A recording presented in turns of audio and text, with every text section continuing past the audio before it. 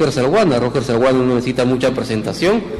Él es economista, tiene una maestría en la Universidad de Siracusa en los Estados Unidos, ha trabajado en el Ministerio de Economía y Finanzas y además es docente de la Universidad San Martín de Porres, en una maestría lo he visto ahí como docente de la escuela, de la maestría de gobierno, si no me equivoco, y además está en otros centros académicos, además de ser consultor independiente.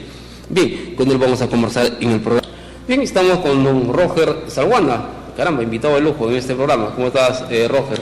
Buenas noches, mamá. Te gusto, buenas noches. Caramba, sorpresivamente, ¿estás en Puerto Maldonado o algo planificado? ¿Qué pasó? Sí, no, una visita familiar. Siempre es bueno visitar a la familia que tenemos por acá, ¿no? Y cargar las baterías, como decimos siempre. ¿Y alguna actividad que estás desarrollando estos días?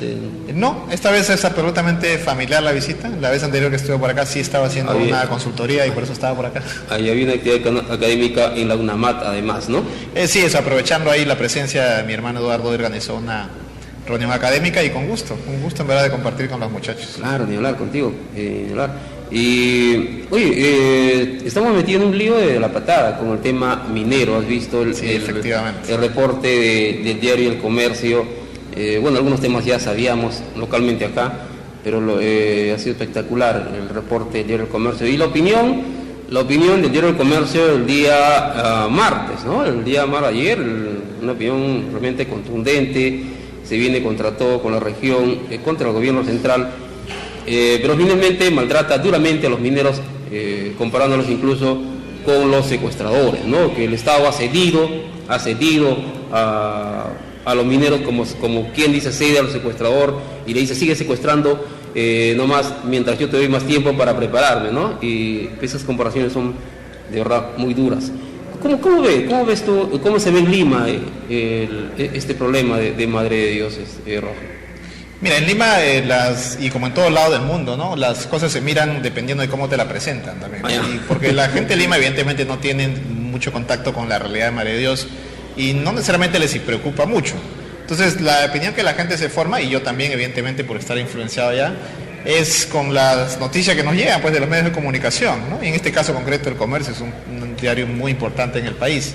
Y la perspectiva que ellos muestran, bastante sesgado al lado medioambiental, lo cual no es que sea malo en sí mismo, genera corrientes de opinión, ¿no? Y en cierta forma presentar, si quieres, el fracaso de estos procesos de formalización y los efectos visuales que se miran en el medio ambiente, la opinión que se genera en Lima es negativa, evidentemente, ¿no? Contra todo el manejo que se está haciendo del tema acá y evidentemente contra los mineros. O sea, es inevitable esa percepción. Sí. 872 hectáreas se han deforestado solamente el año 2003, entre enero hasta, digamos, la última evaluación puede ser mayo, ¿no? Pavoroso, casi 1000 hectáreas. Es terrible, ¿no? Solamente en la zona de La Pampa. Solamente en la zona de La Pampa. Ya. El tema hay que verlo en mayor complejidad, ¿no? Hablábamos hoy en la tarde con mis hermanos ahí tratando de reflexionar sobre el asunto y mi visión es que el problema es más complejo que simplemente la deforestación, ¿no? Que ya es un problema en sí mismo, ¿no?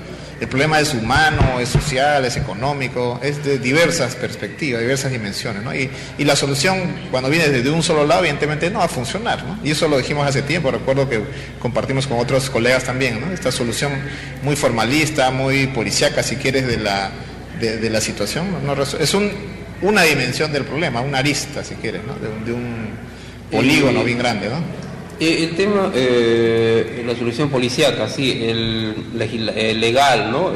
Además, penalizar la actividad minera, prohibir la actividad minera en algunas zonas, algunas áreas como son los aguajales, los humedales, los ríos, ¿no? Las orillas de los ríos, el río en sí mismo, prohibir el dragado, un sistema de operar, prohibir el dragado. Prohibir el sistema del dragado. Entonces los mineros dicen, no, caramba, ¿cómo vamos a hacer minería? Es lo que te digo, ¿no? Esas soluciones vienen de una visión del problema, ¿no? Y la visión del problema de que hay que preservar el medio ambiente, en el cual creo que todos estamos de acuerdo. Si solo lo ves desde esa perspectiva, evidentemente la penetración de más actividad en la zona va a generar deforestación y contaminación. Eso es inevitable, es O sea, es concomitante a la explotación de cualquier actividad económica, ¿no? Pero eso es una arista del problema. La otra arista del problema está en las gentes que se involucran en estas actividades, que son probablemente seres humanos y personas de los más excluidos entre los excluidos del crecimiento económico nacional. No hay madre de Dios, es un problema nacional. De la sierra, ¿no? Absolutamente. Probablemente, no me consta, me gustaría estar más tiempo acá y documentarlo. Estoy casi seguro que los migrantes, las personas que trabajan en estas actividades, son las personas que menos niveles educativos tienen. Son, si queremos, las personas que menos oportunidades van a tener y menos en nuestro país. Ecológica. Y evidentemente, porque están pensando en la supervivencia, ¿entiendes? Pongámonos en el lugar de ellos. No estoy justificando lo que están haciendo, pero hay una dimensión humana, social, de desarrollo económico, de oportunidades que no se están viendo. Hay que sumar esa perspectiva en el análisis y complejizar la solución. ¿Te das cuenta? O sea, y la solución no parte solo por la accionar del gobierno regional Madre de Dios, que simplemente termina siendo una víctima o un furgón de cola en la solución. Este es un problema nacional, Manuel. O sea, requiere la intervención del gobierno, pero no solo desde el punto de vista de hacer cumplir la normatividad ambiental. También hay que hacer cumplir la normatividad de la Constitución y los derechos que tienen los ciudadanos. Entonces la solución parte por dar más oportunidades a las personas.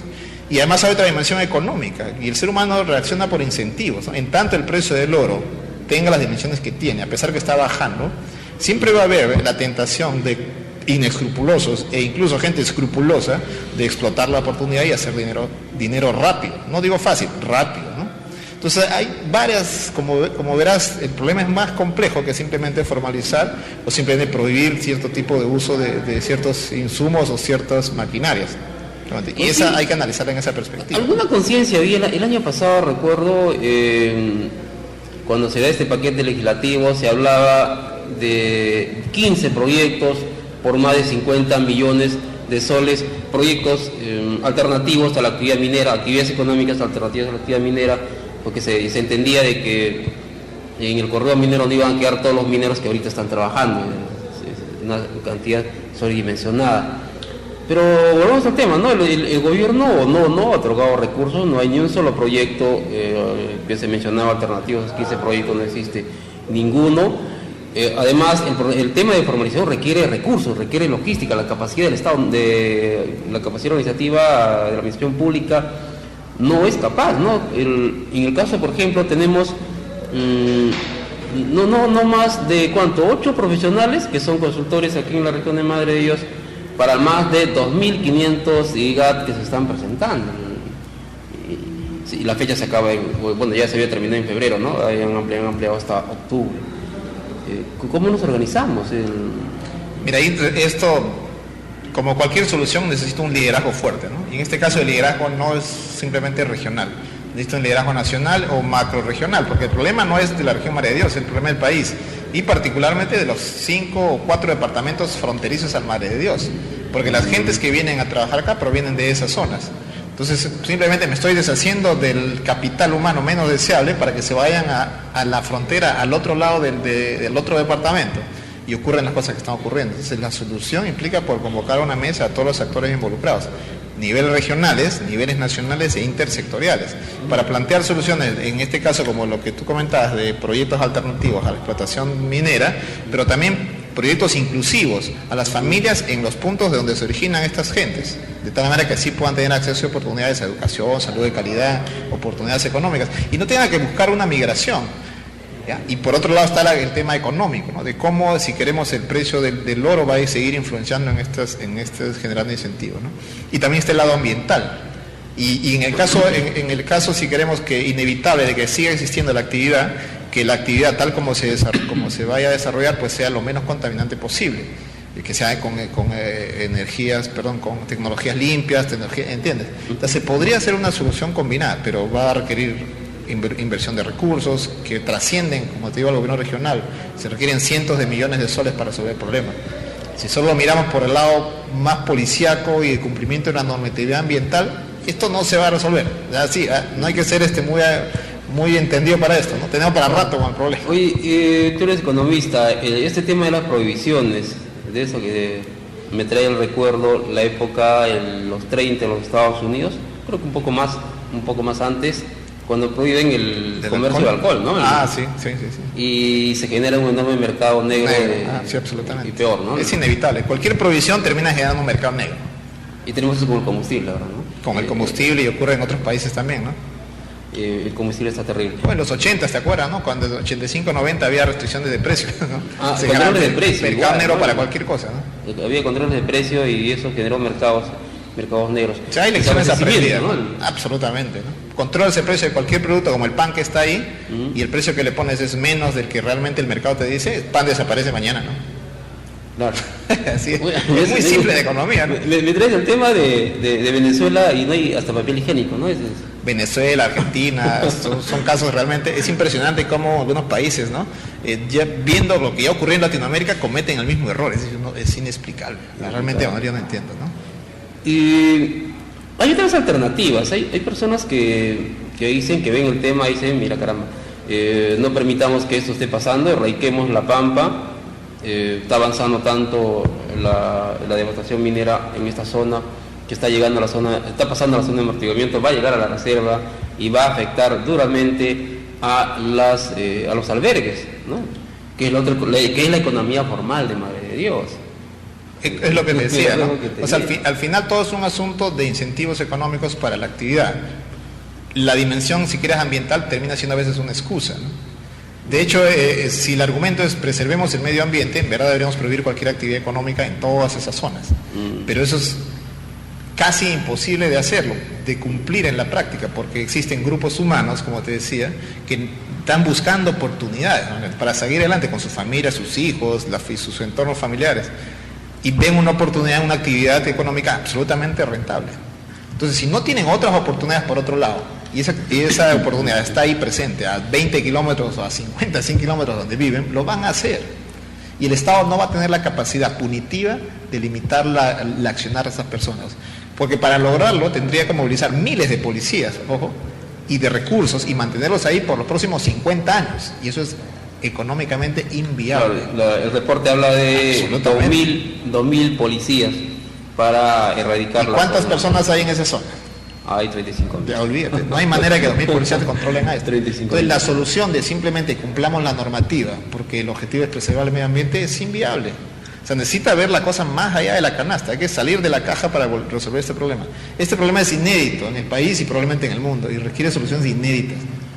Y tienen que ser creativos las autoridades. Entonces necesitamos una mesa extensa para conversar con los sectores, el gobierno central. Nivel nacional, absolutamente. ¿Sí? Absolutamente. Acá no lo vamos a resolver, vamos a echarnos la culpa entre nosotros y al final vamos a seguir consumiendo pues el mercurio en los pescados o vamos a ser testigos de cómo el desierto va ganándole terreno al bosque y todas las cosas que ya estamos viendo, ¿no?